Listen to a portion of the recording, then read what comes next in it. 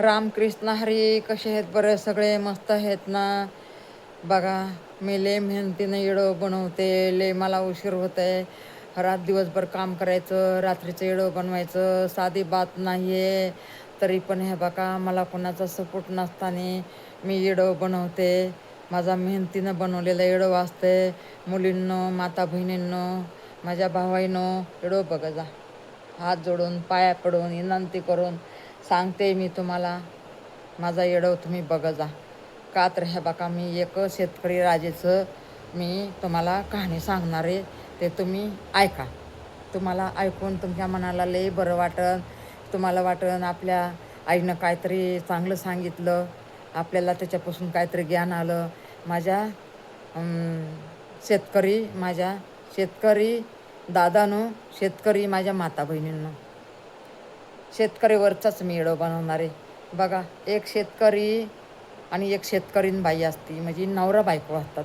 नवरा बायको असतात, त्यांना असते 2 मुली असतात, एक मुलगा असतं. या त्यांची लई गरिबी असती. त्यांना शेतपोत असते, पण शेतपोतामध्ये धान्य उगवत नाही. धान्य उगवलं तरी खाली कीड लागती. मग ते कीड लागले तर हे बघा, धान्यवरी काही वाढत नाही. धान्य कुजून जाते खाली. मग ते शेतकरी दादा शेतामध्ये जातो. जाऊन बघतो तर बुडाला गोगलगाया झालेल्या असतात आणि असे किडे मकोडे झालेले असतात. परी ते धान्य काय वरी वाढतच नाही आहे. वरी वाढत नाही धान्य, म्हणून ते शेतकरी दादा म्हणतो, बापरे, म्हणून ते शेतकरी दादा म्हणतो की बाबा, सगळ्यांच्या शेतामध्ये धान्य येतं आणि माझ्या शेतामध्ये असं का होतं या? मी कोणचं पाप केले या? मी कोणचं पाप केले म्हणून माझ्या शेतामध्ये अशी कीड लागती? खायला आलेला घास किडे मकोडे खाऊन टाकते.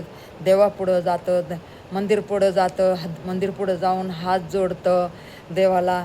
तर ते काय माहिती, असं महादेवाच्या मंदिरमध्ये जातो तर ते देवाला म्हणतं, महादेवा, हे असं का रे बाबा? मी एवढं मेहनतीनं धान्य उगवतोय, पेरतोय, नांगरतोय, डोंगरतोय, पेरणी करतोय, कोळपणी करतो, खुरपणी करतो, आणि मी एवढं मेहनतीनं मेहनत करतो. माझ्या धरती माईला मी एवढं मेहनतीनं चांगलं करतो, आणि चांगलं केल्याच्या नंतर बी माझ्या शेतामध्ये असे किडे मकुडे धान्याला माझ्या लागते. तर मी काय करू महादेवा? तर महादेव असं बोलत नाही. आता महादेव काय बोलणार? महादेव तर आपण मागितलं तरी देत नसतो. महादेव कसं त्याच्या मनात आलं ना, ते महादेव आपल्याला देतो. मागितल्याने महादेव देत नाही, आणि कोणताच देव मागितल्याने देत नाही. तर मग ते काही देव बोला ना, तर ते म्हणतो, मी देवा तुझी एवढी सेवा करतो तरी माझ्या नशिबी असं का?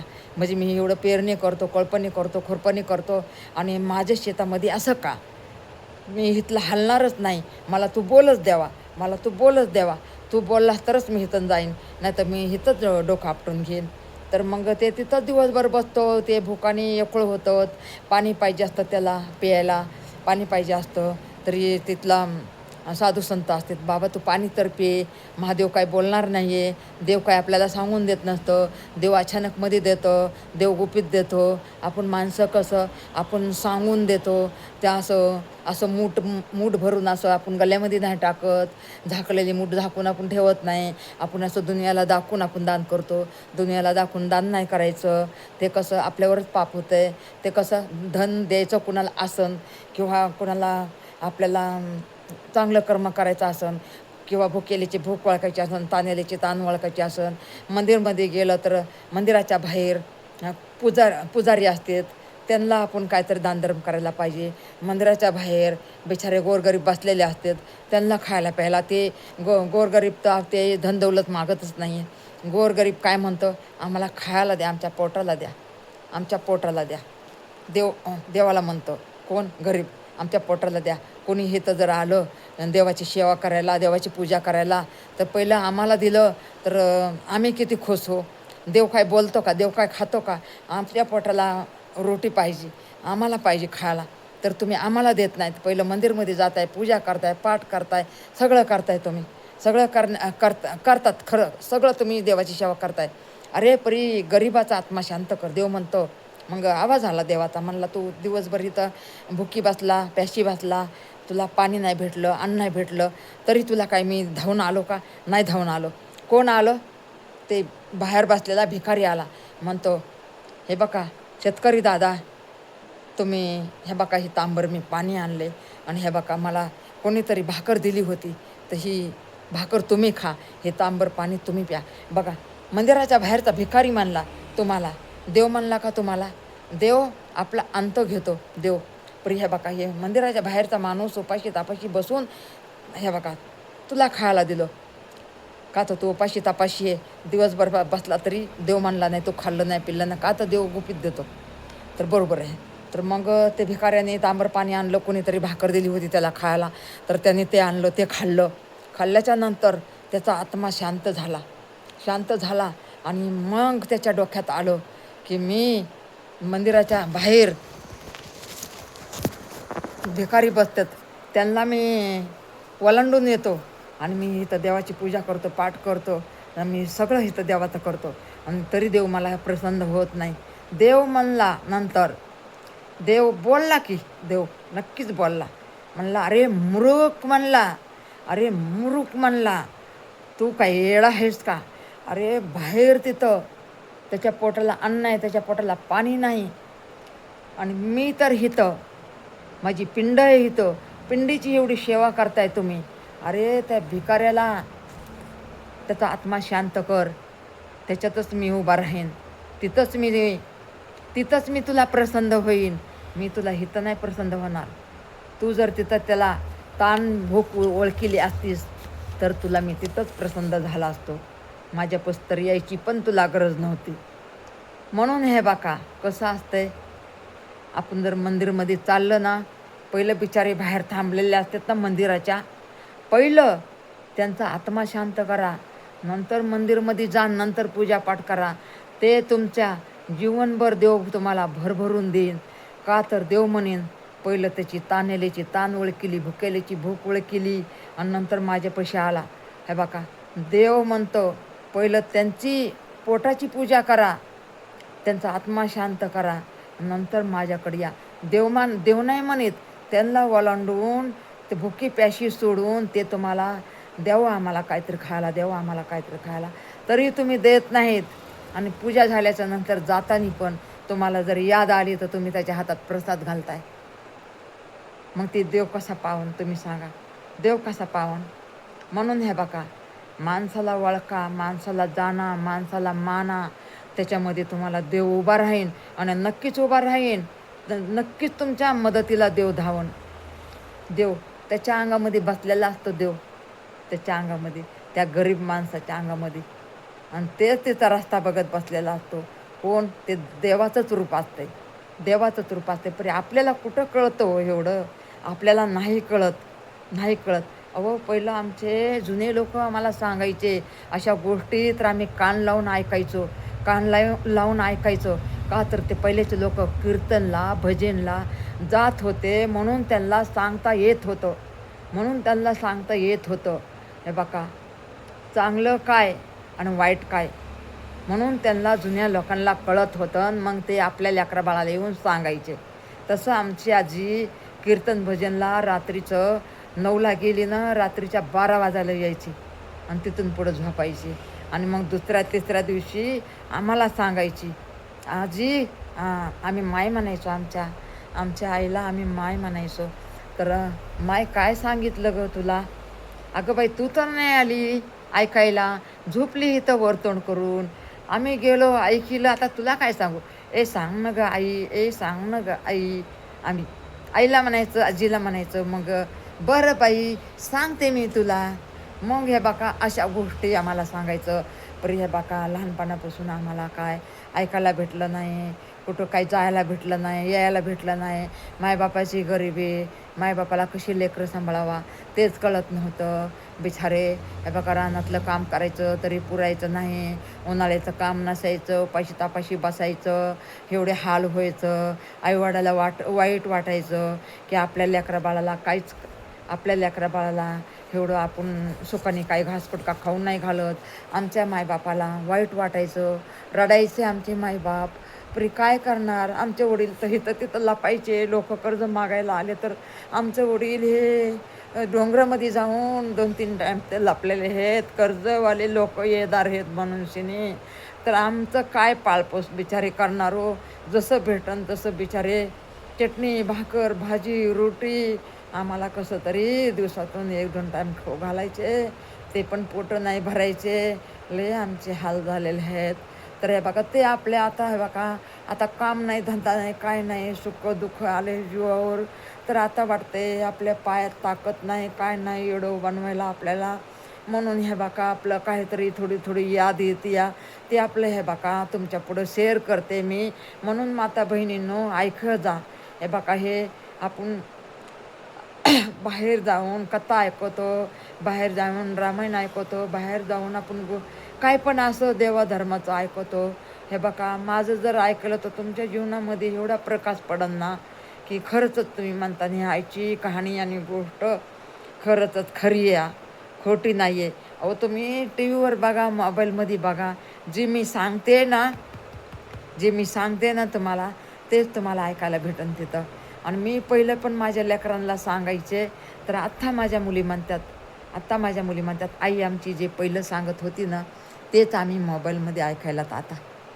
मग आमच्या मुलीला कितीतरी गर्व वाटतं आईचा की आमची आई पण काहीतरी आहे ज्ञानी अनाडी अनपड आहे पण आमच्या पण आईला काहीतरी समजतंय आणि कळतंय. आमच्या मुलींना वाटतं का तर आपलं एवढं बघतात त्या कधी नाही कधी बिचाऱ्यांना कामं धंदे करून हे बघा संसार करावं लागते. तर कामं धंदे करून घरं चालवावं लागतात, कामं धंदे करून लेकरं बाळं बघावं लागते. उद्याची चिंता राहते आपल्या लेकी बाळींना. तर हे बघा तरी बी बिचाऱ्या कसं तरी हे बघा बघतात करतात. आता बाहेरचं तर कोणी हे बघा बघतंय का नाही बघत आणि बघतच असते ना आणि नक्कीच माझ्या माता बहिणींनो नक्कीच आपला हे बघा इडो माझा बघा जा माझा इडो पण हे बघा मेहनत करून मी बनवलेला असतो. हे बघा माझ्या इथं दुखतं या अशी मी बसते ना तर दुखतो माझ्या हे बघा इथं कसं झालेलं हे काय माहिती. हे बघा इथं हे बघा काय माहिती काय एवढ्या जागेमध्ये लय दुखायला लागले माझं. थोड्या जागेमध्ये माझं लई दुखायला हे बघा. तरी पण हे बघा मी तुमच्यापर्यंत माझा इडो जावा म्हणून मी इडो हे बघा करते बघा. म्हणून हे बघा माता बहिणींनो माझा इडो तुम्ही नक्कीच बघा जा. माझा इडो बघून शिने तुम्हाला काहीतरी माझं दुःख वाटन आणि तुम्ही तिथून पुढं माझे इडो बनवायलाच म्हणते हो. मी असंच होतं हो बोलत मला माझं दुःख कुठंतरी जातं हो. मी जरा टेन्शनमध्ये आहे, माझ्यावर जरा दुःखाचा डोंगर आहे. मला काय हे बघा मी बोलतच बनगळते या हे बघा. म्हणून हे बघा तुम्ही माझा इडो बघा जा. मी लय मेहनतीनं करते बघा इडो. मी लय मेहनतीनं इडो करते म्हणून माझा इडो बघा जा. देव परमेश्वर तुमचं जीवनामध्ये खुशी येईल. तुम्ही हे बघा 4 जणाला शेअर करा आणि हे बघा माझा आशीर्वाद वाटून घ्या. मी दुःखाचा डोंगरमधली हे बघा आताशी बाहेर मी नाही पडणार. मी दुःखाच्या डोंगरमधली मी बाहेर नाही पडणार हो. पण एक मी तुम्हाला सांगते तर माझा इडो बघा शेअर करा जा. 4 लोकांपर्यंत पोहोचवा. घरोघर गेला इडो तर मला खुशीच आहे. माझी एक बात तुम्हाला आवडन पसंत होईल. म्हणतात की आपली आई माझी मावशी माझी आई माझी बहीण माझा भाऊ बघतात ना तर तुम्हाला माझं एक शब्द तुमच्या कानावर पडते ना तर तुम्हाला आनंद वाटन, तुम्हाला खुशी वाटन. म्हणून तुमच्यासाठी मी इडो बनवते बघा. जरी ह्या बघा मला जरी अनाडी अनपड तुमची आई असली तरी ह्या बघा मी किती मच्छर चावले बघा मला. बघा मेहनत करून माझे हात कसे झालेत हे बघा. मेहनत करून तुम्हाला माझं खोटं वाटत असून हे बघा चष्मा पण चालला बोंबलत. हे बघा कसं काळापड झाले मेहनत करून हे बघा.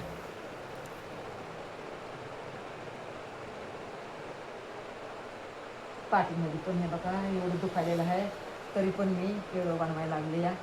एवढा रात्रीचा उशीर झाला मुलींनो तरी पण मी इडो तुमच्यासाठी बनवायला लागले आणि तुम्ही नक्कीच बनवाच म्हणते हो. मागा बी तसंच झालं ना आता पण तसंच झालं. माझा इडो तुम्ही बघा जा. 4 घरात शेर व्हायला पाहिजे, 4 घरामध्ये पोहोचायला पाहिजे. माझा यूट्यूब पण काय माहिती हे बघा असं पुढं पाठवते का नाही एवढं मला नाही माहिती. पण यूट्यूबनं बी मला हे बघा हाती धरावा. देव कसा आपल्याला हाती धरतो तसं मला हे बघा हाती धरावा. आणि हे बघा माझं बी भविष्य काहीतरी माझं मेहनत करून करून मी लय थकलेले. माझं बी भविष्य काहीतरी बदला. मी हे बघा कुणाचे उपकार नाही ठेवणार. मी पण हे बघा तुम्हाला सपोर्ट करन. मी पण हे बघा तुमचे कुणी यूट्यूबर असलं तर मी पण तुमचे व्हिडिओ बघन.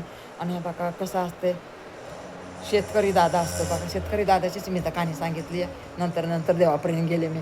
तर शेतकरी दादा असतो बघा. तर त्याच्या बघा मी येड्यावाने काही बी बोलायले हो.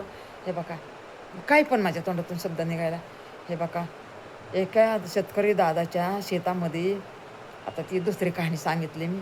दुसरी सांगते. एक दुसरे शेतकरी दादा असते तर आणि ते नवरा बायको असते तर मेहनत करतात माळव लावतात. माळव लावल्याच्या नंतर वांग्याचं हे रोपं आणतात.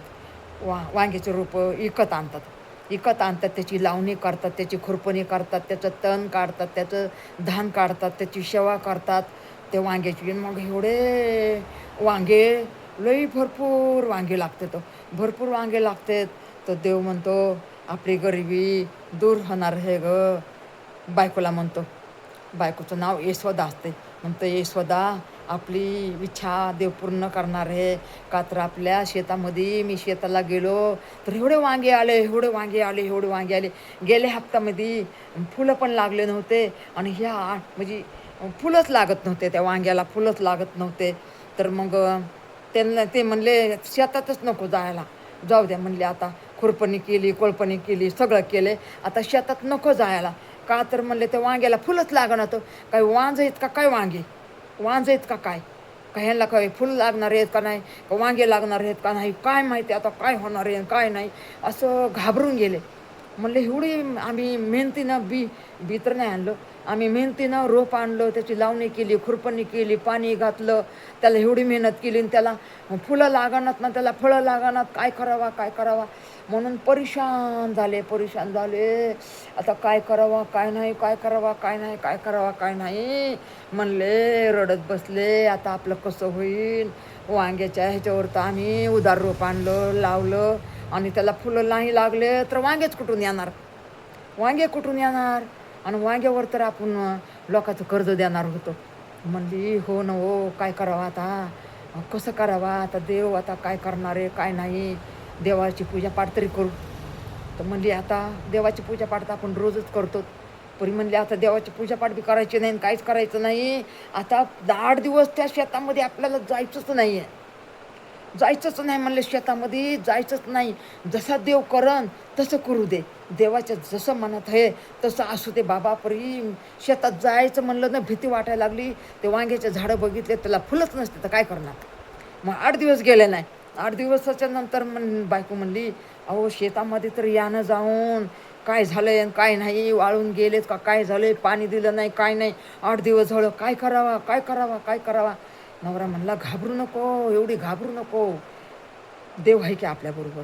देव काही एवढं आपलं वाईट नाही करणार. आपलं देव चांगलंच करन. बरं म्हणली बघू देव किती चांगलं करते ते. तर मग म्हणली चला म्हणली आता शेतामध्ये. तर मग ते म्हणलं जाऊ दमधर जरा 2 दिवस जाऊ आपण 10 दिवस होते. तर मग म्हणली बरं तुमचं ऐकतो. आणि मग अजून 2 दिवस थांबले आणि नवरा बायको गेले शेतामध्ये. तर मग बापरे अर्ध्या वांग्यांना फुलं खुललेले, अर्ध्या वांग्यांना वांगे एवढणले लांब एवढणले गोल. अरे बापरे म्हणले हे काय देवा चमत्कार. अहो एवढे वांगे एका झाडाला 20 25 वांग. मग एका झाडाला 1-1 किलो वांग. अगो बाई म्हणली आता काय देवा एवढी बरकत दिलीस का तू.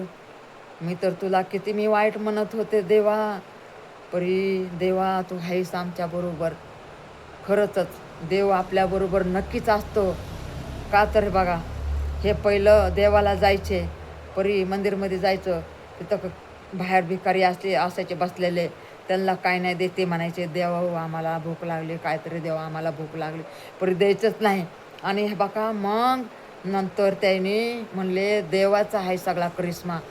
आणि म्हणले आपण पहिलं बाहेर भिकारी थांबलेले असतात ना, त्यांना आपण बनवून घरातून गोड जेवण देऊ. काय जेवण द्यायचं मग? तर म्हणली गोड शिरा बनवायचा गुळाचा आणि सगळ्यांना आपलं गोड तोंड करायचं. आणि म्हणला अगं मग आपल्याकडं तर पैसे नाहीत. म्हणली पटापटा पटापटा पटापटा म्हणली झटा झटा झटा झटा आपण वांगे तोडायचे, बाजारमध्ये न्यायचं, बाजारमध्ये बसायचं आणि वांगे घ्या वांगे घ्या म्हणून आवाज मारायचा. मग गेले मग बाजारमध्ये, टाकलं खाली पोतं, पोत्यावर टाकले वांगे. अहो वांगे घ्या लय भारी वांगे, वांगे घ्या लय भारी वांगे, लय भारी वांगे. तुम्ही वांगे खातान तर आमची याद करतान. म्हणले असले काय वांगे बाबा, असलं काय तुटून पडले माणसं त्या वांग्यावर. देवाचं सगळं असतं हो, देवाचं देवाचं म्हणजे ते भिकारी माणसांचं बिचाऱ्यांचा आत्मा गोड जेवण चारलं त्यांना म्हणून एवढं देवाने फळ दिलं. बघा ना, तुम्ही तर एवढं चारलं, देवाने तर तुम्हाला एवढं मोठं दिलं. असं असतं हो देवाचं. म्हणून हे बघा, पहिलं जे गरीब आहे त्याचं दुःख वळका, सुख वळका, त्याला माना, त्याला जाना, त्याच्या आत्म्याला वळका, त्याच्या जीवाला वळका. तवा हे बघा आपल्याला देव वेज बरकत सगळं देत राहतो. माझ्या मुलींनो हे 10 घरामध्ये माझा इडो जाऊ द्या हो आणि शेअर करा. देव परमेश्वर तुमचं एवढं चांगलं करून एवढं चांगलं करण. का तर भोळी आई आहे हो, शिक्षण पाणी नाही आईचं, तरी पण हे बघा रात्रात जागून इडो बनवते हो. मी लई मेहनतीनं इडो बनवते हो. मी काय सांगू, मी विचार करून करून इडो बनवते हो, विचार करून करून. हे बघा अशी त्या शेतकरी राजाची कहाणी.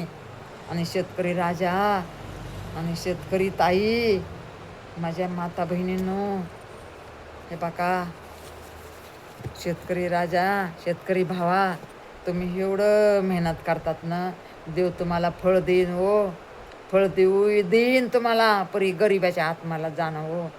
तुमच्या शेतात जर पिकलं तर तुमचं खळं चालू असलं तर कोणचे गोरगरीब आलं तर हे बघा एवढं धान्य नक्कीच देत जा. बघा नक्कीच देत जा. पहिल्या जमान्याचे लोक कसे देत होते तसं तुम्ही पण देत जावं. शेतकरी राजा माझ्या भावाईनो, हे बघा देव आपल्याला दिलं ना, देव म्हणतं वाटून खा बाळायनो, वाटून खा.